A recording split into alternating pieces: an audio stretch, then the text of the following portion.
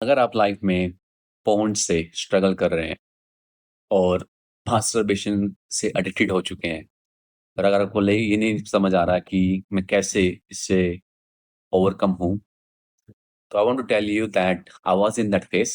एक टाइम था, मैं भी उस फेज़ में बहुत फँसा हुआ था। एक्चुअली क्या हुआ कि व्हेन आई वाज़ 17 कुछ गली के लड़के थे, जो अपने भाइयों को, कज़िन्स को मेरे घर ले आए and said we want to watch something interesting, will show you something interesting.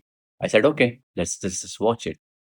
और उन्होंने फिर मुझे वीडियो पाई एंड सब कुछ दिखाया एंड इमीडिएटली जब आप 17 ईयर ओल्ड के होते हैं and you know when you are in that phase जिसमें आपको एक्साइटमेंट चाहिए, आपको आप प्यूबर्टी से जा रहे हैं तो आपके सेक्सुअल हार्मोन्स भी बहुत आपको इम्पैक्ट कर रहे हैं and you know your energy is very misaligned and when your friends show you something like that, it is something very exciting, it is something very joyful.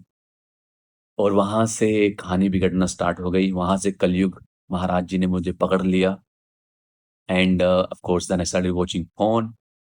And when I went to Canada at the age of 19, and before that I was also depressed and not living a good life, this became my coping mechanism. This became my way to release and just escape life reality stress. लेकिन आज मैं celibacy कर रहा हूँ और 4 साल से कर रहा हूँ और 2 साल से तो रेगुलर ही है, ईश्वर की दया से। आज समझ आता है कि एक्चुअली में ये चीज़ मुझे डिस्ट्रेस नहीं कर रही थी। इस चीज़ से मुझे मज़ा नहीं आ रहा था और डिस्ट्रेस नहीं हो रहा था और कुछ ऐसा नहीं हो रहा था कि हाँ, लाइफ़ अच्छी हो जा रही है। एक्चुअली ये चीज़ मुझे खोखलापन में लेती गई। The more I would watch it to avoid my stress, the more I would become emotionally attached to it and stuck in a loop where ऐसा टाइम आ गया था कि जहाँ पे मुझे पता ही नहीं था कि मैं इस चीज़ से बाहर कैसे निकलूँ? इस चीज़ से उभरूँ कैसे? और उस टाइम फिर कुछ तरीका ही नहीं था, क्योंकि आप इसको छोड़ नहीं पा रहे हैं, क्योंकि आप बहुत इमोशनली एडिक्टेड हो चुके हैं, लेकिन आपको इससे उभरना भी है और आपको समझ नहीं आ रहा आप क्या करें। बहुत ही डिफ़िकल्ट हो गया था कि एक टाइम ऐसा है कि भगवान प्लीज़ एक बार इससे निकाल दीजिए और उसके बाद मैं कभी नहीं करूँगा। और बहुत बार भगवान से प्रे करने के बाद, बहुत-बहुत बार करने के बाद एक्चुअली में हेल्प मिली। लेकिन इस वीडियो में आपको मैं समझाना चाहता हूँ कि हम अगर ये करेंगे तो क्या 7 चीज़ें हैं जो हमें मिलेंगी जिससे हम मतलब जो आपको एक्चुअली में मिल ही नहीं सकती अगर आप इसको प्रैक्टिस ना करें। पहली चीज़ जो मुझे मिलती है is energy, incredible infinite energy. क्योंकि अब वो सारा का सारा सेक्सुअल सेक्रेड एनर्जी स्टोर है और वो मेडिटेशन के थ्रू और एक्सरसाइज के थ्रू और प्राणायाम के थ्रू और इंटेंशन के थ्रू जो मोस्ट इम्पोर्टेंट है, वो ऊपर आ रहा है। तो यहाँ पर आ रहा है तो जो एनर्जी है वो अनबाउंडिंग है, अनलिमिटेड है। वो प्राणा, वो सेक्सुअल फ़ोर्स वो इतना इम्पोर्टेंट है, वो वीर इतना ज़बरदस्त है कि आप हमेशा पूरा वाइटल रहते हो, आप हमेशा पूरे एक्टिव रहते हो, हमेशा पूरे एंथुसियास्टिक रहते हो। जो कि सेकंड थिंग है, कि second thing you get a lot of enthusiasm, unbounding enthusiasm. और जब आपके पास वो unlimited energy, incredible enthusiasm, unbounding inspiration है, you feel like you can do anything, you feel like you can be anything. और जब आपके पास वो एनर्जी, इंस्पिरेशन है, then you can achieve your goals. You can go towards taking the next step. You can take actions toward building the life, towards building the lifestyle that you truly want. That is incredible. मैं पहले भी एक gym करता था, मैं पहले भी एक रनिंग करता था, मैं पहले भी मेडिटेशन करता था, मैं पहले भी अच्छा खाना खाता था, बिल्कुल सात्विक। मैं पहले भी कनाडा में रहता था, बाली में रह रहा हूँ, सब कुछ था। लेकिन जो एनर्जी और एंथुसियाज़्म अब है, वो पहले नहीं था। बिकॉज़ एक चीज़ चेंज हुआ है पिछले 2 साल में, ये। तो अगर आपको इनक्रेडिबल एनर्जी और एंथुसियाज़्म चाहिए, जिसमें आपके अंदर जोश भरा रहे, जिसको आपको ज़रूरत नहीं है कि आप वीडियो में गेम खेलो, आपके इंस्टाग्राम में फॉलोअर्स बढ़ जाएँ। This is all unnecessary external things, okay? इनको आप एक as a source of pleasure ले सकते हैं, but this is not like real stuff, fulfilling stuff. Fulfilling stuff comes from celibacy, deep loving relationship, discipline, ये celibacy से। Third thing जो मुझे मिली, सेल्फ बिलीफ। आत्मविश्वास कोई खेत मूल्य की तरह नहीं है, जो आपको मार्केट में मिल जाएगा। ये आत्मविश्वास एक ऐसी चीज़ है जो आपको सिर्फ़ और सिर्फ़ सेलिब्रेसी से मिलेगी। जब आपके अंदर एक वो होता है ना कि यार मैंने सेलिब्रेसी तो कर ली, अगर मैं ये कर सकता हूँ ईश्वर कृपा से तो मैं कुछ भी कर सकता हूँ। वो आत्मविश्वास ना आपको ले चलता है। फिर आपके अंदर कितनी आपके सामने कितनी भी चुनौतियाँ आ जाएँ, कितना भी स्ट्रगल्स आ जाए, कितना भी फेलियर्स आ जाएँ, you don't deflect, you don't retrace, you don't like give up and just left it.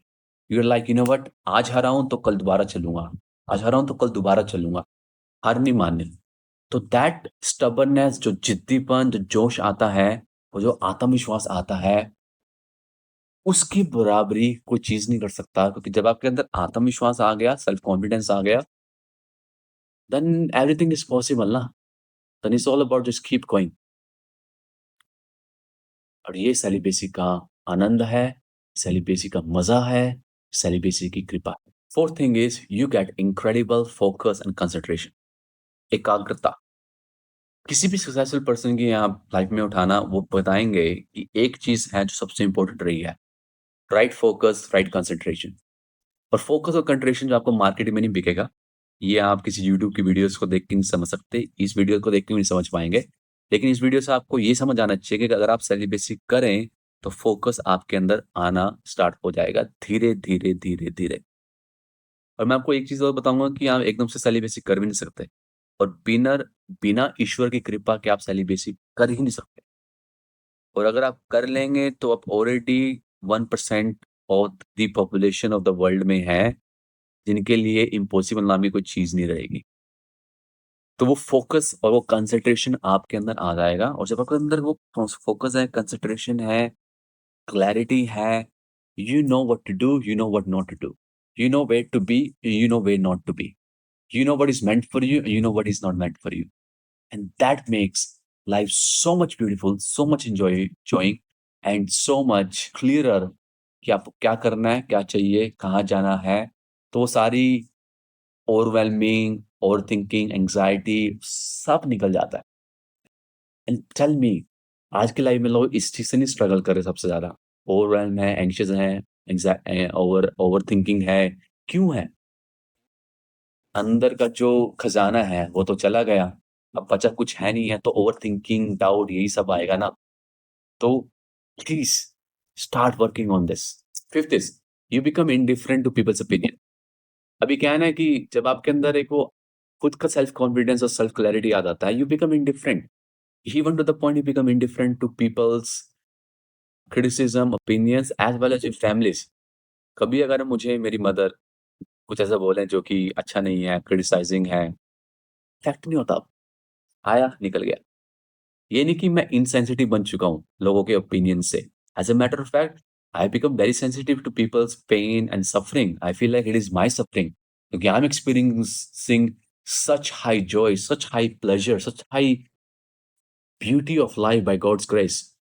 पर लेकिन अपने उससे होने से तो लगता है कि अगर मेरे को भगवान ने दिया है तो औरों को भी। उनका पेन मेरा पेन है। तो आप इंडिफरेंट बन जाते हैं नेगेटिव एनर्जी से और आप सेंसिटिव बन जाते हैं हाई एनर्जी से। और दोनों ही एक ब्लेसिंग है। 6th thing is you feel that assurance कि you will have a loving, loyal partner whom you can live an incredible life with. देखिए, आज की डेट में रिलेशनशिप्स में कितने प्रॉब्लम्स हैं। हमने शायद अपने मम्मी-पापा को भी देखा और आज के समाज में तो हम देख ही रहे हैं। और हर इंसान के अंदर एक जिज्ञासा है कि मुझे एक लॉयल, कमिटेड पार्टनर मिले। अब वो खेत-मूली की तरह तो है नहीं कि मंडी में मिल जाएगा। और वो ऐसा भी नहीं है क्योंकि आप चाहते हो तो आपको मिल जाएगा। आपके अंदर मटेरियल क्या है भाई? यूनिवर्स आपको देख रहा है, गॉड आपको देख रहे हैं। अरे आपके अंदर मटेरियल क्या है? Are you loyal to yourself? Are you being a single man और single woman who is loyal to herself? और क्या आप आज यहाँ लड़की के साथ हैं, कल उस लड़की के साथ हैं, आप पोर्न भी देख रहे हैं। तो आपका स्टैंडर्ड ही इतना डाउन है कि why would universe give you that highly elevated सात्विक पर्सन? पहली बात तो आपका मैच ही नहीं होगा। आप उसे इग्नोर कर देंगे, आप उससे डरेंगे। एक्चुअली में आप उससे डरेंगे, उनका ऑरा ही इतना हाई होगा और वो अगर आपको देखेंगे तो वो आपसे इंटरैक्ट नहीं कर पाएँगे। वो आपको मतलब कि they will let you go. So if you want to have a loyal, loving, highly vibrational partner, जिनके साथ आपका परमार्थ बन सके, आप एक अपना एम्पायर बिल्ड कर सकें, तो पहले आपको खुद से लॉयल बनना है, खुद के साथ लॉयल बनना है और वो लॉयल्टी आती है सेलिब्रेसी से। देखो आज के ज़माने में मेरे ख़्याल से सबके पास थोड़ी शक्ल है, पैसे हैं, हर किसी के पास कुछ ना कुछ है और कितना ईज़ी हो गया है कि ये वन नाइट स्टैंड करना, फ्रेंड विद बेनिफिट्स करना। अगर आप सभी तो कर ही रहे हैं ना, अगर आप वो ही करेंगे, तो आपको क्यों ऐसी लड़की या लड़का मिलेगा जो कि लॉयल हो? अगर if you are doing friends with benefits then you will also have partner with benefits, very clear, you will also have partner with benefits.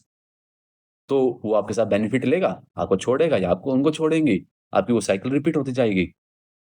Why would universe give you that?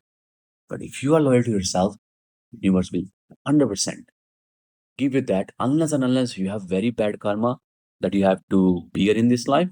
Universe 100% give you that loving, loyal partner eventually. कई बार क्या होता है कि पहली बार ना मिले, दूसरी बार ना मिले, शायद ब्रेकअप हो जाए, but they will give you क्योंकि वो आपका इंटेंशन है। This is what law of attraction is, you will always get what you are, not what you want. इसलिए समझो इस चीज को कितनी इंपॉर्टेंट है। And finally you have that oneness with the whole universe. ये प्लांट्स, ये वुड, ये आंट्स, ये एनिमल्स, एक रैंडम स्ट्रेंजर्स, आप उनसे इंडिफरेंट नहीं फील करते हैं। आपको लगता है कि हम एसेंस में वन है, हम कनेक्शन में वन है, जिससे आप उस मार्ग में चल सकते हैं, आप उस रास्ते पे चल सकते हैं और आपके अंदर वो फ़ियर और डाउट फिर निकल जाता है क्योंकि सब यूनिवर्स आपका है, आप उस यूनिवर्स के हैं, एक यूनिटी है, एक कनेक्शन है, एक वननेस है। So why will universe not give you what you are asking? Why will universe not give you what you are seeking? And why will the whole कायनात आपको सपोर्ट नहीं करेगी? और जब वो हो जाता है ना, तब आपकी ये कॉन्शसनेस बड़ा डिफरेंट लेवल पे पहुँच जाती है and at that stage life becomes amazing, it becomes wonderful. तो कृपया करके अपने आप को मत हर्ट करिए, अपने फ्यूचर को मत हर्ट करिए, इसके ऊपर काम करिए। हाँ, पेनफुल है, लेकिन रिलीज़ करने के बाद जो रिग्रेट और शेम और गिल्ट मिलता है, जो आप जिससे आप जूझ रहे हैं, क्या वो पेनफुल नहीं है? Why don't you take the pain of discipline, the pain of commitment, the pain of changing this behaviour then staying in the pain of that is only ruining your life। Eventually आपको suicide में ले जाएगा। और यही आजकल चल रहा है कि आजकल 20-20, 22-22 साल के नौजवान सुसाइड कर रहे हैं, स्ट्रेस ले रहे हैं, ओवरथिंकिंग कर रहे हैं।